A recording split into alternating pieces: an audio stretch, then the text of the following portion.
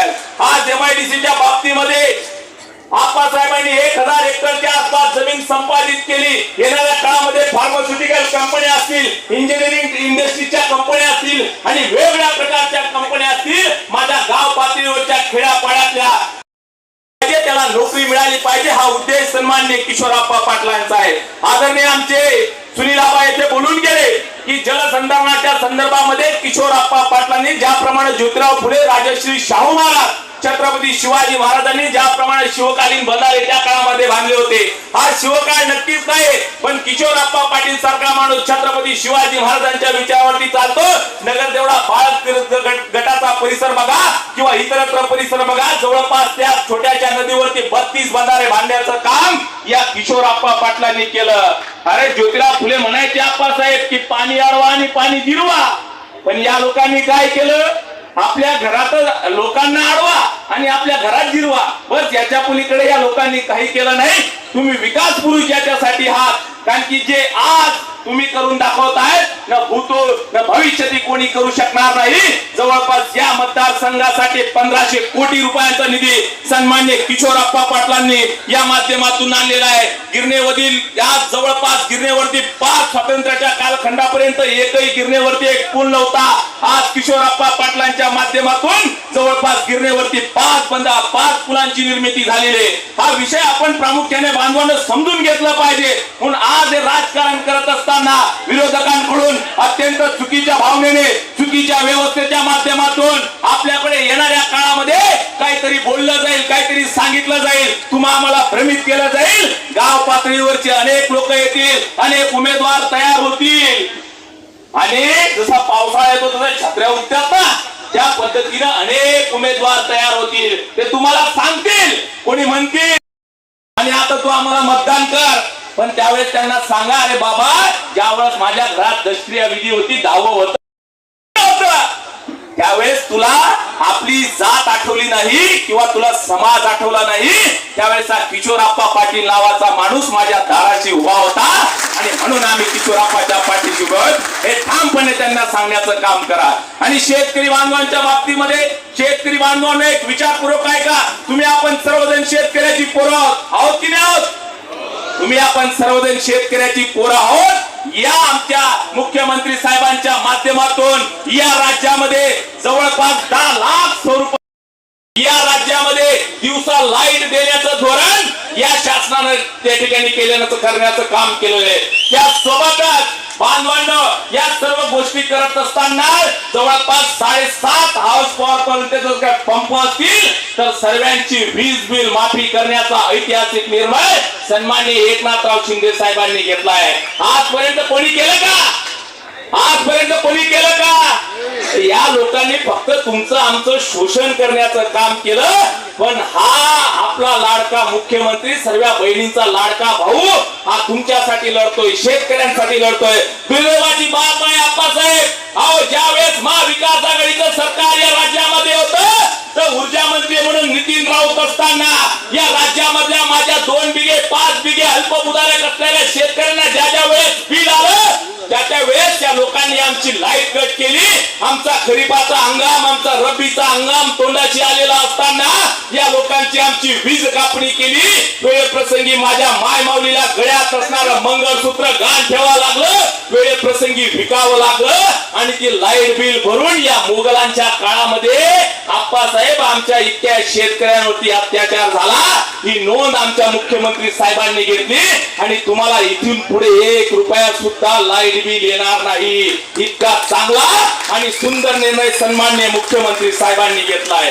आणि लाडक्या बहिणी संदर्भामध्ये आमच्या सर्व लाडक्या बहिणी काही या ठिकाणी उपस्थित आहेत। या मतदारसंघामध्ये सन्माननीय किशोरप्पा पाटलांच्या माध्यमातून जवळपास 90 ते 95,000 सर्वे प्रकरण आमच्या लाडक्या बहिणींची काय झालेली आहेत, मंजूर झालेली आहेत। या महिना अखेरपर्यंत आपण 1 लाखाचा टप्पा लाडक्या बहिणींचा त्या स्कीम मध्ये बसवण्याचा यशस्वीपणे गाठणार आहोत।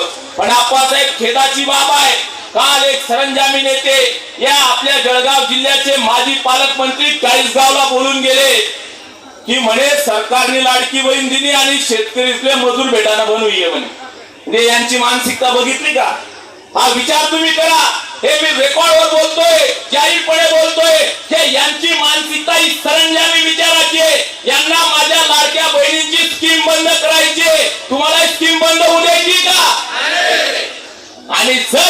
बंद होऊ द्यायची नसेल. हे जे सरंजामी लोक बोलले की शेतकऱ्याला मजूर मिळत नाही, अरे त्या 1500 रुपयाचा लाभ घेणाऱ्या महिला हे शेतकरी कुटुंबातील शेतमजूर कुटुंबातील यांची नीच मानसिकता आहे. आणि यांचा उद्देश आहे बांधवांनो की तुम्हाला मला गरीब ठेवायचंय या लोकांना. कारण की तुम्ही मी जर का गरीब राहिलो तर यांना यांचं सरंजामी राजकारण करण्यासाठी मोकळे आहेत. आणि म्हणून महाविकास आघाडीचा विचार लक्षात घ्या. जर हे लोक राज्य सरकारच्या सत्तेमध्ये आले तर तुमची लाडकी बहीण योजना बंद करतील. हे लोक बोलतात की तुम्ही महिलांचे जास्त लाड करू नका. महाविकास आघाडीचे लोक बोलतात कारण की हेच लोक त्या ठिकाणी आपल्या सर्वांच्या विरोधामध्ये कोर्टामध्ये सुद्धा गेले.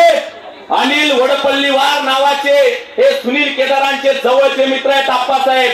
अनिल वडपल्लीवार, या वडपल्लीवार माझ्या लाडक्या बहिणींच्या विरोधामध्ये गेले. म्हणजे तुम्हाला 1500 रुपये भेटू नये म्हणून सावत्र भावांची किती तळमळ चालली दिसतंय ना तुम्हाला. म्हणून हे सर्व गोष्टी वेळेप्रसंगी बांधवांनो भगिनींनो लक्षात घ्या. पण या 1500 रुपये हे सरकार तुम्हाला भीक देत नाहीये बंधू भगिनींनो. हे 1500 रुपये तुम्हाला तुमचे सन्मानाचे देते, तुमचे कष्टाचे देते. आणि यातनं तुमच्या माध्यमातून उद्योजिका उभा राहतील, बचत गटांच्या माध्यमातून अनेक उपक्रम उभे राहतील आणि स्वयंपूर्तीच्या माध्यमातून महिला सक्षमपणे उभे राहतील.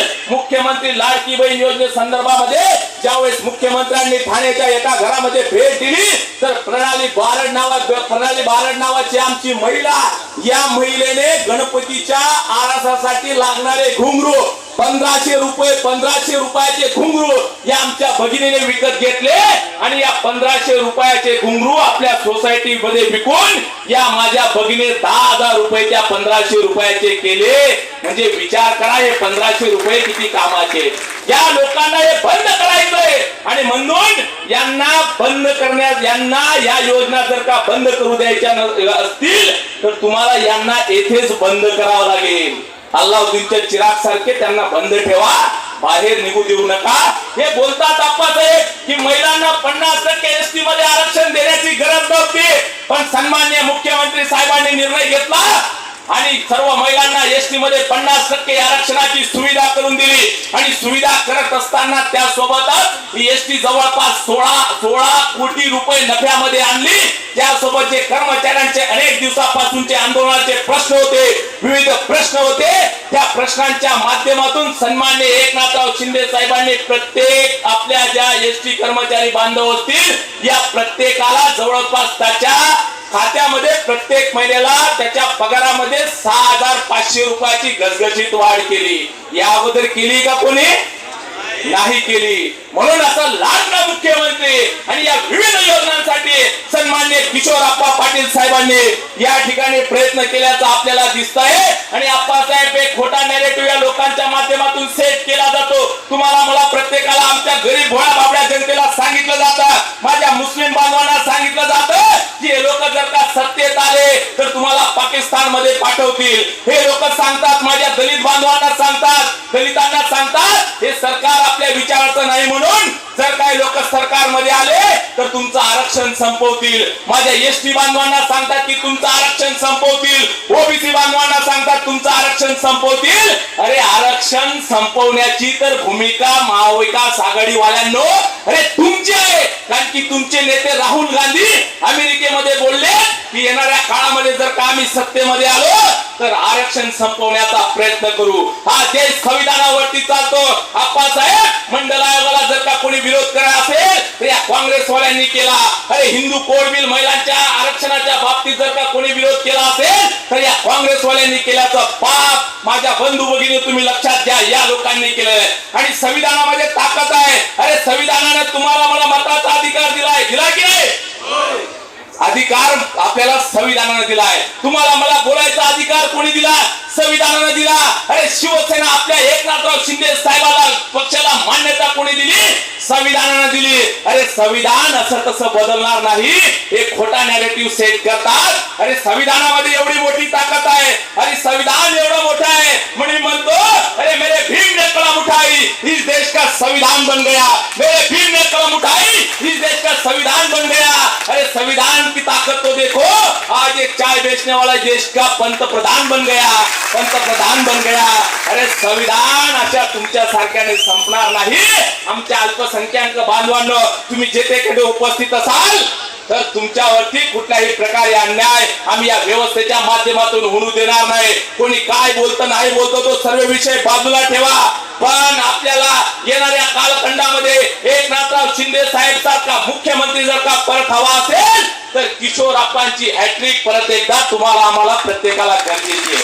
जर का विकास काम आपल्याला खेचून आणायचे असतील तर आपल्याला बांधवांनो परत एकदा या सावत्र भावांचा आपल्याला नायनाट करावा लागेल। हे सरकार शेतकऱ्यांचं आहे, हे सरकार कष्टकऱ्यांचं आहे, हे सरकार वारकऱ्यांचं आहे, हे सरकार तरुणांचं आहे, हे सरकार माझ्या प्रत्येक गावागावात असणाऱ्या महिला भगिनींसाठी आहे। आणि कोणी किती जरी घुंगरू बांधून बसलं आपल्या समोर निवडणुका लढविण्यासाठी तरी सुद्धा आपण कुठल्याही प्रकारे घुंगरूच्या आवाजाला घाबरायचं नाही, कारण की आपल्याला चांगले चांगले सोंग काढता येतात। तुम्ही काही टेन्शन घ्यायचं गरज नाही।